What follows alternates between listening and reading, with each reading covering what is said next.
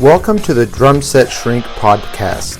My name is Stefano Ashbridge, and this is a show about drummers, drumming, and the challenges that come with playing the drums. As a musician who plays the drums, your partner in rhythm in the band is the bass player. Together you laid the foundation for the songs you play. I'd like to examine some songs in different styles of music to see how the bass and drums work together in different musical situations.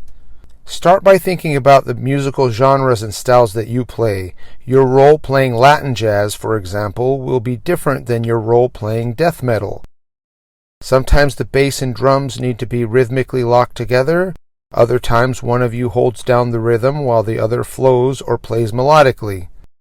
Let's examine several songs in different styles to see how the drums and bass work together. Pay particular attention to the dynamics and feel of each instrument.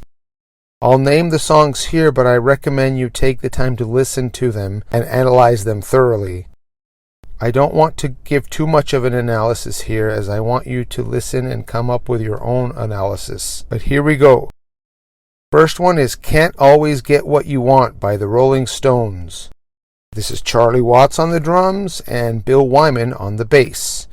Notice how the bass and drums pretty much line up here. Number 2, Taxman by the Beatles. Ringo Starr on drums and Paul McCartney on bass. Here the bass and drums line up playing the same rhythm, except the bass line doesn't play on beat 4. This plays well against what the guitar is playing and highlights the snare hit on the count of 4. My Favorite Things by John Coltrane. Drums by Elvin Jones, bass by Steve Davis. This is a jazz standard. The bass is holding down the rhythm, accentuating the downbeat, while the drums are flowing triplets. Another one, Bites the Dust by Queen. Drums, Roger Taylor, bass, John Deacon. The bass here plays the main riff while the drums hold it down. Around the World by the Red Hot Chili Peppers. Drums by Chad Smith, bass, Flea. The bass line is playing very melodically while the drums hold down a 16th note part. Fire by Jimi Hendrix. Drums, Mitch Mitchell, bass, Noel Redding. This is an example of the bass and guitar leaving space for the drums to get expressive.